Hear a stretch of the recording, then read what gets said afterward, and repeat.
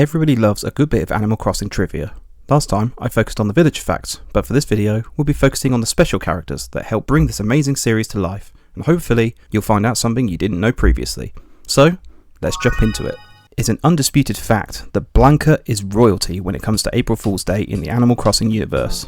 But this year, Mr. Rossetti threw his hat into the ring, as, on April 1st of this year, he took over Nookopedia. If searching for an article on April Fool's Day, a tiny Rossetti icon appeared at the bottom of the screen, and by clicking it, boom, he's now written the article, still giving you all the info, all the meanwhile shouting and mildly berating you. Also, every picture on the page becomes one of him, in one way or another, and if you hover over them, they aggressively vibrate. I actually stopped what I was looking for, so I could show my wife. Sad, but true. But I absolutely love this and would 100% approve if they did this for more special characters, maybe on their birthdays as a small nod to them. Isabelle and Digby are brother and sister, and moreover are twins and share the same birthday of December 20th, with Isabelle being the older of the pair. Incidentally, they also share the same birthday with the villager Rudy, and all three of them debuted in New Leaf. Speaking of birthdays, Farley, Frillard, Caitlin and Serena are the only special characters to not have a confirmed birthday. Wardle, much like the frog villagers, doesn't hold an umbrella whilst it's raining. I mean, it makes sense, right? He's a manatee after all.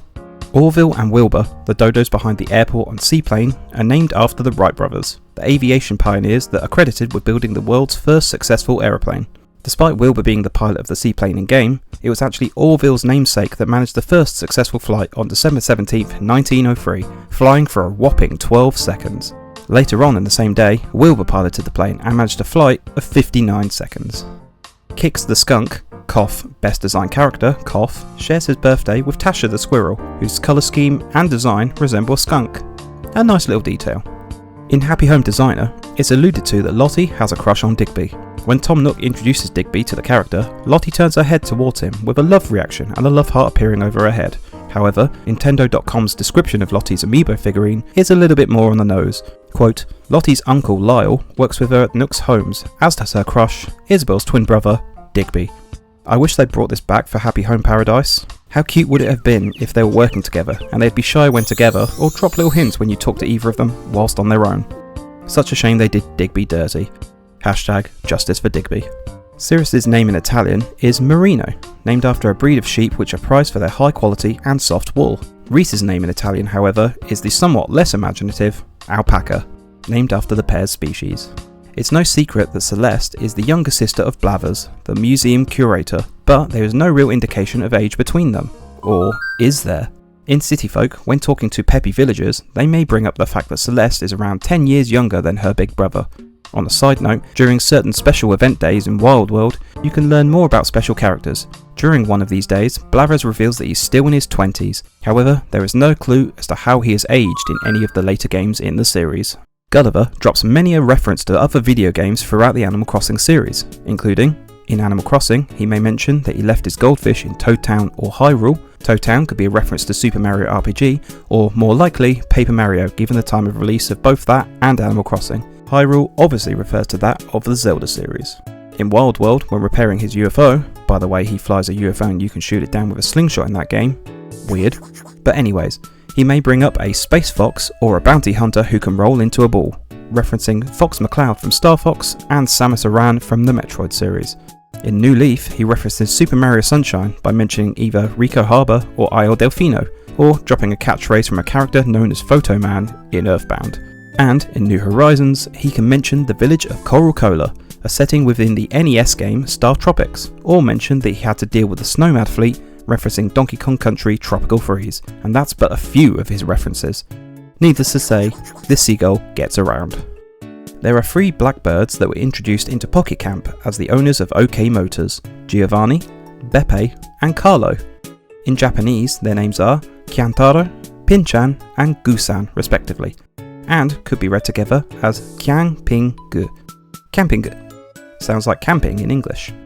Luna is the character in charge of the Dream Suite in New Leaf and New Horizons, and the developer's choice to have her be a tapir is interesting, as this could be inspired by Baku, a Japanese mythological creature that take the form of tapirs and are said to eat people's dreams, which can sound pretty scary, but supposedly they specifically devour bad dreams and nightmares, so she's more of a player guardian protecting you from having bad dreams. Although, this is somewhat ironic, as one of Katrina's fortunes explains that Luna has trouble sleeping due to frequent nightmares. Serena is a white chihuahua that lives in the fountain on City Folk, and she is the method of getting the silver or the golden axe in the game. You fling your regular axe in the fountain, answer a series of questions from the mystical dog, and she'll either reward you with a silver or golden version, give you your regular axe back, or keep the one you threw in, meaning you're now down 1 axe.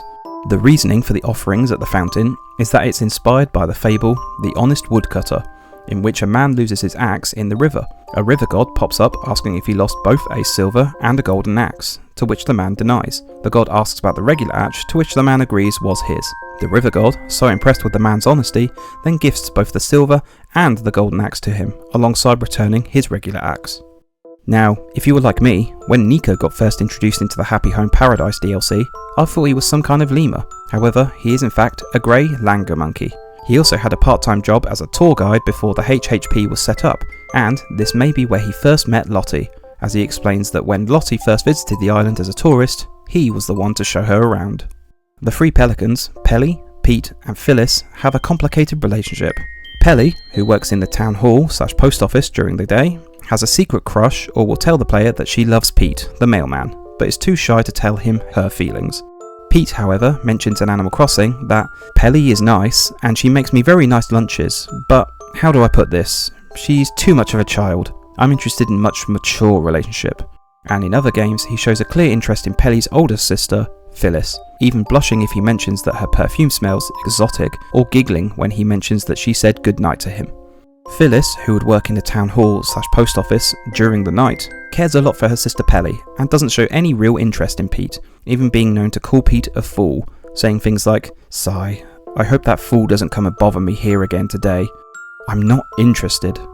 However, in Wild World, some villagers will tell the player about rumours of seeing Phyllis and Pete kissing at night, whereas normal villagers might tell that they have seen her crying during the night at Town Hall, with no further explanation given.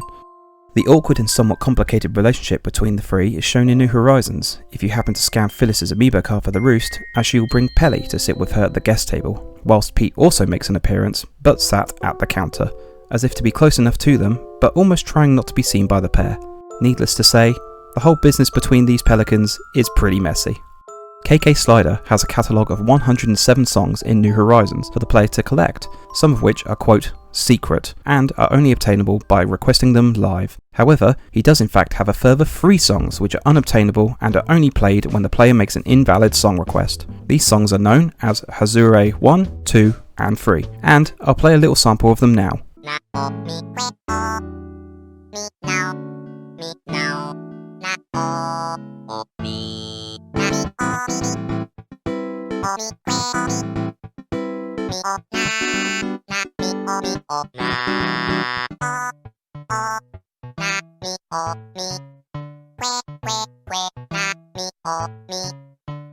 It's a shame that these aren't available to play on your various music players in the game, because honestly, these songs are some of my favourites. Here's hoping Nintendo changes that in the next game and they become attainable for our listening pleasure, alongside some of the house remixes of songs DJ KK plays in the Happy Home Paradise DLC.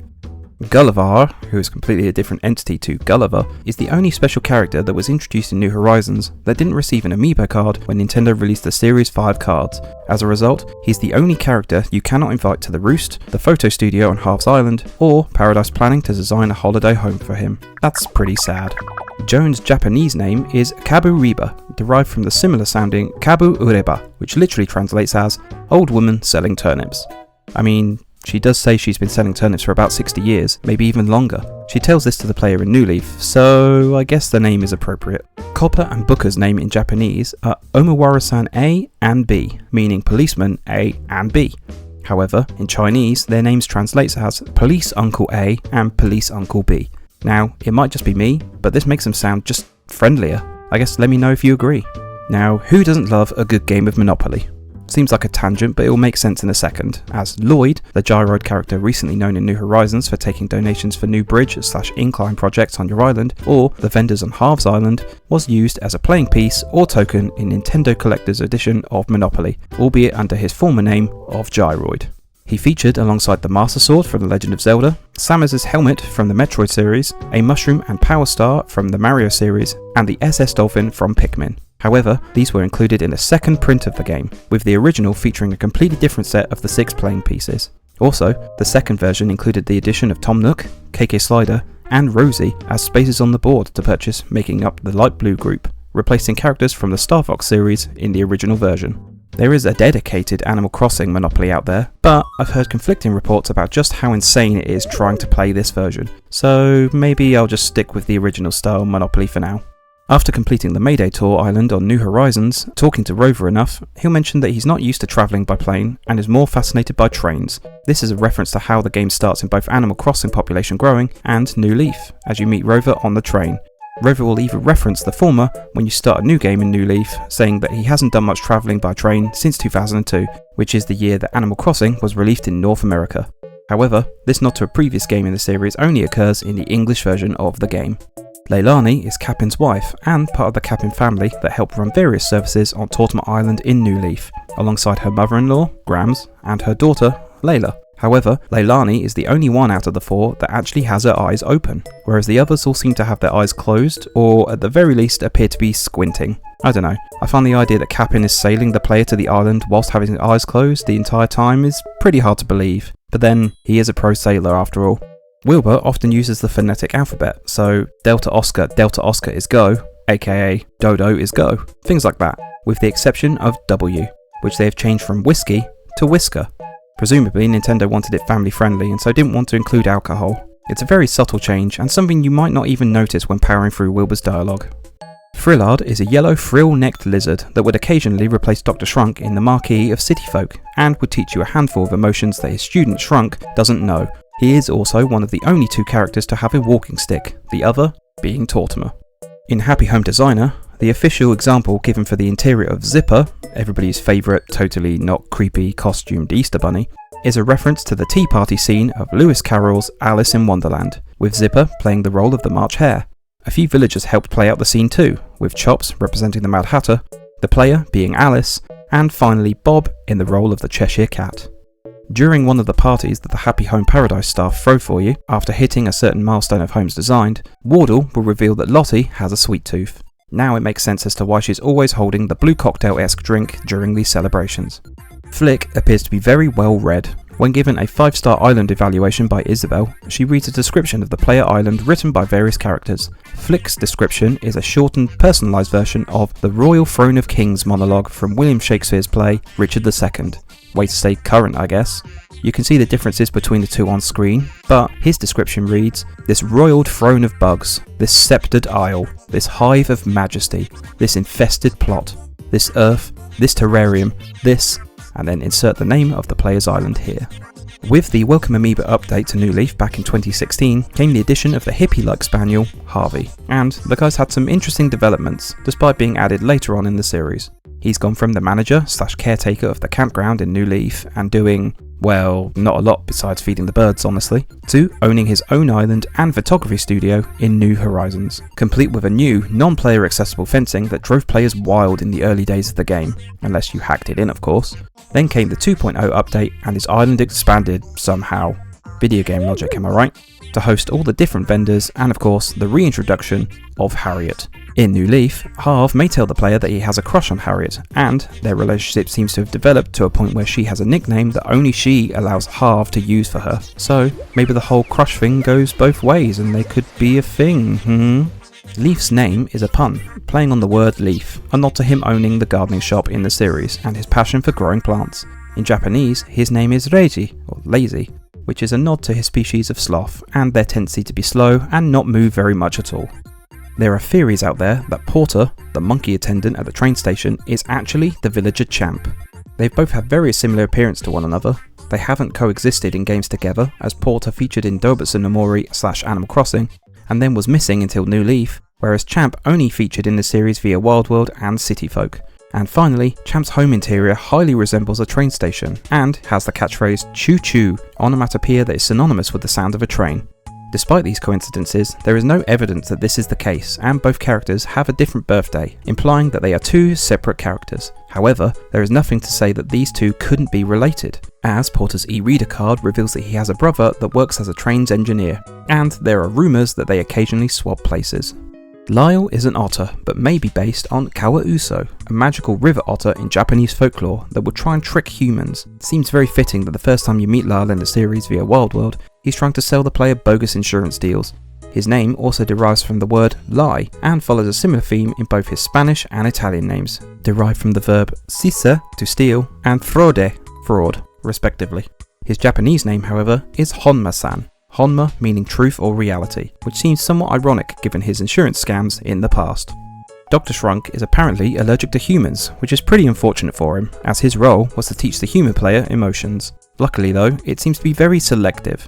Whilst telling the player his joke about sneezing at Club LOL in New Leaf, he mentions his grandma telling him that if someone sneezes, it means people are talking about them, which is a common superstition in Japan and other countries across Asia. He sneezes once and gets excited that someone must be talking about him, before breaking into a sneezing fit and saying, "Uh-oh, maybe it's my human allergies coming back again." Maybe Shrunk should head over to the TNT Mart and ask if the medicine would help with that. According to the official Animal Crossing companion guide, Daisy May has a habit of eating turnips rather than trying to sell them, much to the dismay of her gram-gram, Joan. However, if talking to Joan in Happy Home Paradise, she may reveal that she finds it somewhat amusing that Daisy May enjoys eating turnips so much and seemingly can't get enough of this root vegetable. In New Horizons, if you try and invite Wisp to the roost via scanning his amiibo card whilst he is still missing his spirit pieces, he will not attend, but instead pass a message on asking that once you are done resting, could you please find his missing pieces. A little bit rude to not want coffee and chat with you, but understandable I guess. In a way, I kinda like it. It's similar to when you would scan a special character's amiibo to get them to the campsite, and that give you some unique dialogue as to why they can't attend. Until of course Nintendo patched it out of the game, and now you just get an error message. It's a shame because they were cool little Easter eggs. In WarioWare Gold for the 3DS, you had the ability to scan amiibo figurines into the Amiibo Sketch arcade toy and then have Wario draw a portrait of whoever character you scanned in. Some of the Animal Crossing portraits are hilarious, and here's a selection of some of my favourites. Though I must admit, I do appreciate that Kix, my proclaimed best designed special character of the series, got a pretty decent doodle. Wario knows what's up. Whilst on the subject of scanning in amiibos, there are quite a few games which contain Animal Crossing Easter eggs / content by scanning in said figurines. In the Japanese rhythm game, Taiko no Tatsujin Atsumate Tomodachi Daisakusen, which is a mouthful by the way, you can unlock a medley of new Leaf tracks to drum along to, as well as other Animal Crossing related goodies. Super Mario Maker, also for the Wii U, you can unlock Animal Crossing skins in an 8-bit style which will replace Mario, so you could play as a pixelated Isabelle, Tom Nook, or Rover, etc. And in the 3DS port of Yoshi's Woolly World, you would unlock various Yoshi designs that resemble the amiibo figures you've just scanned, with a small selection of the 15+ designs up on screen. Hidden within the game code of Animal Crossing was an unused squirrel character whose role was unknown other than the fact that she would have been used as a special character. Fans nicknamed her Blazel due to her resemblance to both Bliss and Hazel in the earlier games, until it was found out that her name was Shaki. Some have speculated that Shaki may have had a connection to buried items, as she is referenced in the game's coding as AC_EV_Dokutu, with Dokutu possibly referring to the Japanese word Dokutsu, meaning cave or opening in the ground. Her species being well known for burying their food, and that her name can be used as onomatopoeia for the swift movement of blades, which some noting that could be the reference to the noise of a shovel striking the floor. So maybe she could have hosted a buried treasure event, similar to the present hide-and-seek game you play with your villagers in New Horizons. However, her data is alongside the methods of wilting and growing flowers, so perhaps she would have had a gardening role, akin to Leaf later on in the series, but I guess we'll never know for sure. Just one of the few mysteries within the coding of the game. So, there we have it guys. Hopefully you enjoyed this video and found out something you didn't know before. If you did, be sure to hit like and subscribe. It really does wonders for helping a small channel like mine grow, and shows me that you like this style of content. Click on the card on screen to watch my previous Animal Crossing Villager trivia video, or click on the link in the description below. But I want to say thank you very much for watching, hope to see you next time, and until next time, have a good one. Cheers!